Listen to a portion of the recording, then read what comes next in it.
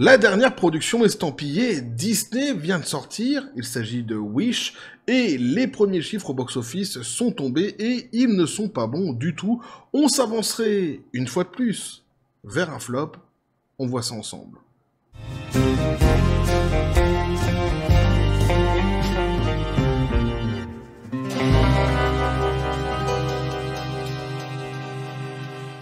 Et le tant attendu Wish, tant attendu par qui?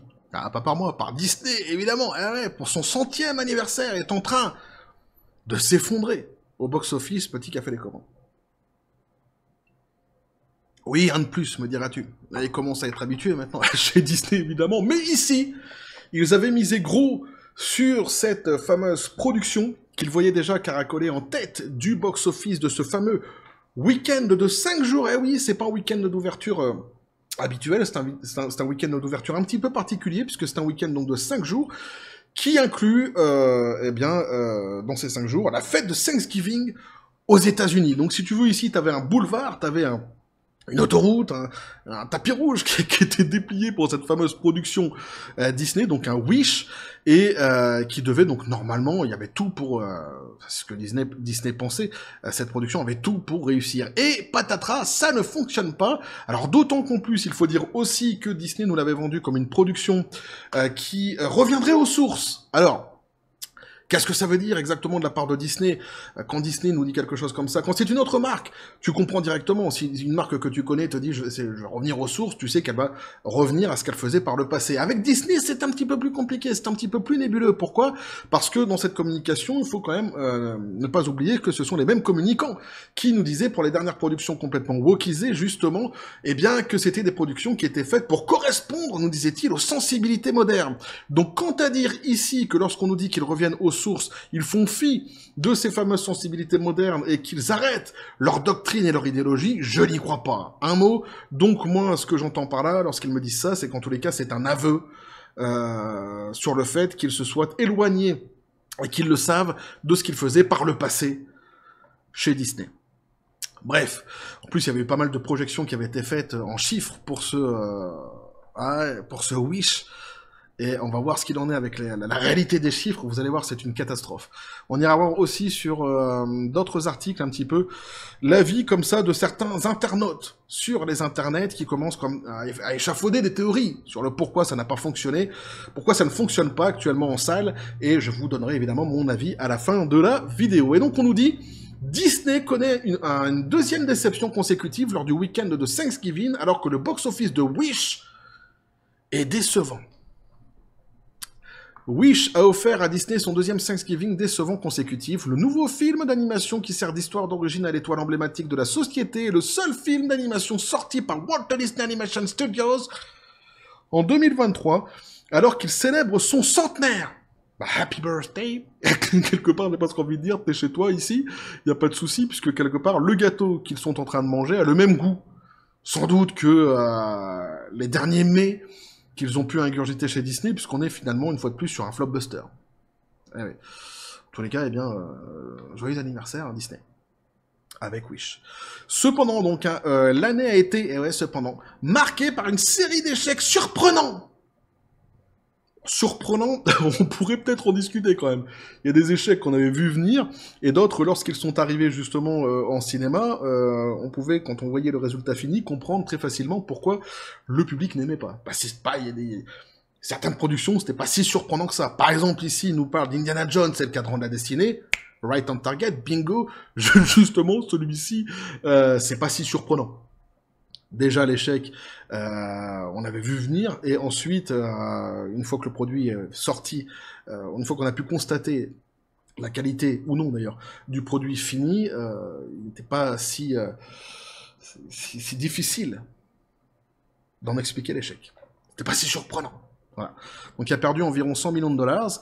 Le manoir hanté aussi, n'ayant pas réussi à récupérer son budget de 150 millions de dollars. Et alors The Marvels, ayant enregistré le week-end d'ouverture le plus bas de l'année sur l'ensemble de l'univers cinématographique Marvel. Jackpot. ça c'est fait. Et alors ce Marvels, truc de fou quand même, parce que le film est sorti il y a quelques jours, on l'a déjà tous oublié. Where is The Marvels? We don't know. Peut-être que c'est Brie Larson qui l'a emmené chez elle. Eh ouais, parce qu'elle a quand même réussi le tour de force. Alors, elle n'est pas la seule à avoir été... c'est un des éléments, on pourrait dire, qui a fait capoter quelque part ce fameux The Marvels. Il n'y a pas que elle qui explique, hein, pour expliquer évidemment l'échec de The Marvels, mais néanmoins, elle est quand même en grande partie dans cet échec, notamment à cause du désamour qu'elle a suscité auprès du grand public avec ses dernières sorties tout à fait racistes. On l'avait déjà expliqué dans les précédentes vidéos. Donc, selon The Hollywood Reporter, avec l'accent c'est toujours mieux, le box-office Wish poursuit donc cette sombre tendance 2023 pour Disney. D'ailleurs, on pourrait ajouter au passage aussi, comme ça ne mange pas de pain, la petite sirène qui a été quand même aussi un gros flop, et sur une plateforme, par exemple, plutôt sur la plateforme de streaming Disney+, Peter Pan, tiens. Sur la longue liste des... entre autres, des flopbusters de Disney. Il est actuellement donc prévu qu'il rapporte, donc attention, à la sortie des 5 jours, là, il est prévu donc que le film rapporte, la production, le dessin animé, entre 32 et 33 millions de dollars. Et là, tu te dis, ça en fait du pancakes. C'est quand même pas mal. Allez, mais non. Parce qu'en fait, cette production-ci, elle a coûté 200 millions de dollars minimum. Sans parler de l'enveloppe marketing. Donc, bien plus que cela. Donc si tu t'en tiens uniquement aux 200 millions de dollars, il faut qu'au bout du bout, pas au bout des 5 jours là, mais au bout du bout de ses sorties en salle, il faut que le film génère 450 millions de dollars pour arriver à son seuil de rentabilité. Ah ouais. Et là, au bout de 5 jours, avec un week-end, avec pour plein Thanksgiving, ils sont en 32-33 millions de dollars. Déjà là, tu comprends la catastrophe. Mais on va le voir que c'est encore pire quand on met en perspective avec les prédictions qui avaient été faites autour de ce film-ci. Il est encore trop tôt pour dire s'il prendra la place de numéro 2 pour le week-end face à Napoléon de Ridley Scott. Mais ce montant brut, quoi qu'il en soit, est nettement inférieur aux projections initiales de 45 à 50 millions de dollars. Cela donne également à Disney son deuxième Thanksgiving décevant consécutif après l'échec de Strange World en salle en 2022. Alors on fait juste une petite pause ici pour dire qu'il est vrai que la surprise actuellement au box-office, c'est Napoléon qui s'en sort beaucoup mieux que ce qui avait été prévu par certains experts. Ça c'est vrai. Donc, deuxième chose qu'on peut dire, c'est les chiffres des prédictions ici. 45 à 50 millions de dollars. Si tu t'arrêtes uniquement à ce que le site te dit ici et que tu le mets en perspective avec la réalité des chiffres qui sont prévus maintenant pour la fin de ce week-end, c'est-à-dire dans quelques heures maintenant, puisqu'au moment où je fais la vidéo, c'est déjà dimanche, et ouais. Donc on nous parlait de entre 45 et 50 millions de dollars, normalement à la fin des 5 jours, et ça a été revu à 32 à 33 millions de dollars. Donc rien qu'en se basant sur les chiffres qui sont donnés sur ce site, là encore une fois, mis en perspective, tu comprends le massacre. Mais, parce qu'il y a un mais, le site ici, une fois de plus, eh bien, arrondit les angles pour Disney, essaye d'amoindrir la catastrophe en balançant les chiffres de 45 à 50 millions de dollars pour Disney, puisque, en réalité, les prédictions qui avaient été faites étaient bien au-delà de cela. Eh oui. Et Internet a toujours de la mémoire, évidemment, puisqu'on nous dit ici, Wish est passé d'un sommet au box-office à 55 millions de dollars de prévu, il y a à peine une semaine, certains estimaient même jusqu'à 90 millions de dollars. 90 millions de dollars au bout des 5 jours. Évidemment, on est loin des 45-50 qui sont donnés ici.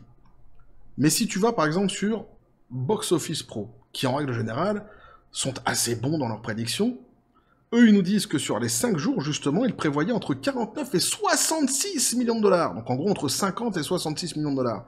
Donc on est encore une fois pas sur les 45-50 millions de dollars. Là t'es gentil là. Là t'essayes d'être gentil avec Disney, mais il faut dire la vérité.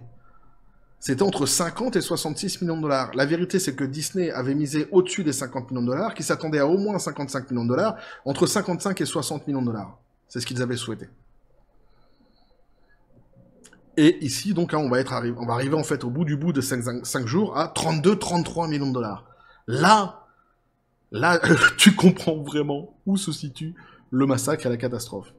Alors, tous les films Disney sortis en 2023 n'ont pas été un échec cuisant. Alors ici, il nous rappelle effectivement Les Gardiens de la Galaxie volume 3, On peut même parler, tiens d'ailleurs, de Élémentaire, qui avait fait un gros flop au box-office lors de son premier week-end d'ouverture, et puis sur les premières semaines aussi de sortie, mais qui, sur la dernière semaine notamment de sortie, avait réussi à regrimper comme ça au niveau du box-office dans les salles, et qui avait réussi à regrappiller comme ça du pognon, du coup, et avait fini par amortir plus ou moins le flop immense qu'on lui prévoyait, pour être tout à fait honnête. On nous dit donc derrière, cependant, avec la sortie de Wish, décevante au box-office et prouvant que même un incontournable de Disney, comme une comédie musicale de princesse, peut trébucher, Disney a besoin d'une année 2024 solide pour récupérer ses pertes cette année. Et là, comme moi, tu te dis, c'est quand même dommage pour eux, parce que Blanche-Neige a été repoussée à 2025. Ah, c'est dommage, la boulette. Alors que tu vois ici, s'il était sorti en 2024, ils étaient sauvés. Ouais, évidemment. Mais moi, ça me fait marrer, parce que justement, ils disent... une comédie musicale donc de princesse peut trébucher. Quelque chose d'incontournable chez Disney. Et justement, on va essayer de comprendre pourquoi le retour aux sources, quelque part, il est là. Ce que Disney nous annonçait en vrai. Hein. Sans doute, en tous les cas. C'est comme ça que moi je l'interprète. Mais on va se rendre compte que... on va essayer plutôt de développer une raison au pourquoi, justement, ça n'a pas fonctionné. Alors ici, on va pas lire l'article entier, puisqu'ils reviennent en fait sur... une excuse qui est systématiquement sortie maintenant à chaque fois qu'un film se plante. Ah ouais, la même chanson toujours, tu t'en doutes bien, c'est la grève des écrivains, des scénaristes et des comédiens aux États-Unis, la grève SAG-AFTRA, qui est déjà terminée depuis plusieurs jours maintenant, depuis quelques semaines même, mais qui est systématiquement ressortie, et alors avec toujours cette volonté très malhonnête d'ailleurs d'asséner une espèce de vérité toujours autour de Blanche-Neige. On va le voir justement ici, puisqu'on nous dit donc la quantité de films que Disney sortira l'année prochaine a déjà été gravement affectée par la grève des acteurs de 2023 qui a duré 118 jours, alors que les artistes, y compris les acteurs de Wish, se sont battus pour une rémunération équitable. Ils se sont abstenus de promouvoir certaines productions, ce qui a entraîné des retards dans les dates de sortie de nombreux films prévus pour 2024, dans les marques Disney, notamment Blanche-Neige et Captain America. Et alors là, c'est quand même assez fabuleux parce que les journalistes ne veulent absolument pas voir autre chose comme raison du report de Blanche-Neige que cette fameuse grève qui forcément est finalement à bon dos. Mais ce qui est dingue surtout, c'est que ils ne disent même pas les phrases que Disney eux-mêmes ont sorties pour expliquer justement le report de Blanche-Neige. Puisque Disney avait déjà expliqué par le passé, dans leur communication, qu'ils allaient de toute façon rejouer certaines scènes alors que le tournage était déjà bouclé pour Blanche-Neige, une fois que la grève serait terminée, et qu'ils allaient retoucher certains passages, justement, du film. Donc on le sait, ça, y a pas de mystère. Pas un truc que quelqu'un a inventé, c'est Disney eux-mêmes qui l'ont dit. Mais les journalistes sont incapables de le dire. Pourquoi? Parce que s'ils acceptent de dire cela, ils acceptent de dire que ceux qui avaient critiqué cette fameuse production Blanche-Neige en disant que c'était une production qui était indigeste, que personne ne voulait, qui était wokisée, eh bien ce serait leur donner raison, et ça... Même face à la réalité, même face aux phrases même que Disney a pu sortir, ils en sont tout à fait incapables. Voilà, je voulais juste mettre en évidence cela à la fin de cet article-ci. Et puis donc, cette grève qui a évidemment qu'à bon dos. On verra combien de temps encore ils vont nous sortir cette excuse. Pour le Covid, ça va durer longtemps. Donc, iront-ils jusque-là? On verra. Bref, voilà ce que vous pouvez nous dire donc à l'article sur sur les chiffres comme ça, de ce fameux Wish.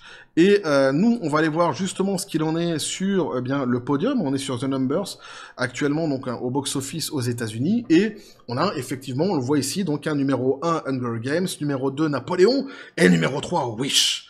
Et c'est vrai que quand on regarde les chiffres qu'on a, en tous les cas, actuellement, jusqu'ici, on est effectivement sur 20 millions de dollars pour Wish. Donc c'est une catastrophe complète. Et juste pour expliquer un petit peu Hunger Games, en fait, il faut comprendre qu'ici, vous êtes sur un trio de nuls. C'est pas gentil ce que je dis, mais c'est ça. C'est un trio de nuls.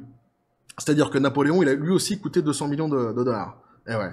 Et Wish, il a coûté plus de 200 millions de dollars en réalité. Un petit peu plus de 200 millions de dollars. On va s'arrêter à 200 millions. Donc, ce sont des productions, que ce soit Wish ou Napoléon, qui devront de toute façon faire 450 millions de dollars pour atteindre leur seuil de rentabilité. Donc déjà, quand on voit les chiffres qui sont annoncés ici sur des productions qui ont coûté si cher, on comprend pourquoi je dis que c'est un trio de nuls. Maintenant, on va me dire, oui, mais Hunger Games a coûté moins cher. Oui, c'est vrai, mais je l'avais déjà dit dans une précédente vidéo justement sur Hunger Games, on l'avait mis en perspective avec les chiffres qu'avaient générés les dernières Hunger Games. Et là, quand tu compares effectivement, que tu mets en perspective, tu te rends compte que c'est une catastrophe pour ce film-ci.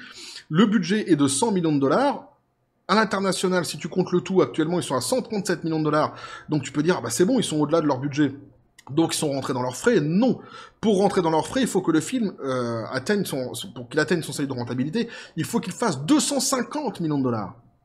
Alors, peut-être finira-t-il par les atteindre. Pourquoi? Parce que le budget de base était de 100 millions de dollars, effectivement.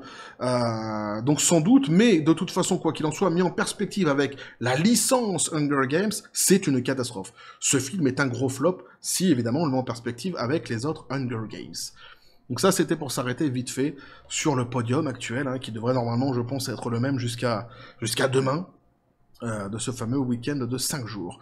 Ce que j'avais vu d'intéressant aussi, c'est ici, on nous dit par exemple, Twitter, donc X, hein, blâme les fans pour l'échec de Disney avec la sortie de Wish. Personne ne soutient les films originaux. Donc en gros, il est en train de se faire une petite chanson comme ça sur les réseaux sociaux, de dire « Mais vous critiquez systématiquement quand Disney, en fait, wokise quelque chose, quand Disney travestit une licence, et puis lorsqu'en fait, on a une licence qui arrive comme ça, qui est un produit original de chez Disney, vous ne vous déplacez pas pour aller voir la production. » Bah oui, parce que quand tu prends les gens pour des cons, en vrai, ça se passe, c'est pas si simple que ça. Ça se passe pas comme ça. Les gens, en règle générale, ont la dent dure. Ils oublient pas que tu les as pris pour des cons, insultés, racistes et de que sais-je encore. Par exemple, on nous dit ici, la faible ouverture de Wish est exactement la raison pour laquelle Disney a fait plusieurs suites de La Reine des Neiges ou de Toy Story. Personne ne soutient les films originaux et pourtant, ils se plaignent du trop grand nombre de suites. Voilà, après c'est de toute façon quasiment tout le temps les mêmes commentaires. Je vous laisserai aller les lire si vous en avez le loisir. Ça sera de toute façon dans la description des vidéos. Vous aurez tous les liens, hein, comme toujours. Moi, je vais pas m'étaler plus que ça. Pourquoi? Parce que je suis en train de perdre ma voix. Ah ouais, je suis en train de perdre ma voix, vous irez voir de toute façon, mais c'est cette chanson qui est en train de se chanter, hein, de se dessiner, donc ça serait de la faute des fans, une fois de plus, de toute façon tu t'en sors pas. Quand tu vas pas voir un film, par exemple La Petite Sirène, c'est parce que t'es raciste et donc c'est de la faute des fans. Si tu vas pas voir ici donc une production qui est une production originale de Disney, de toute façon c'est de la faute des fans, parce que tu cries au loup d'un côté, mais lorsque... le loup a disparu, eh bien tu ne retournes pas dans les salles. En gros, hein, pour faire une métaphore à la con, c'est à peu près ça.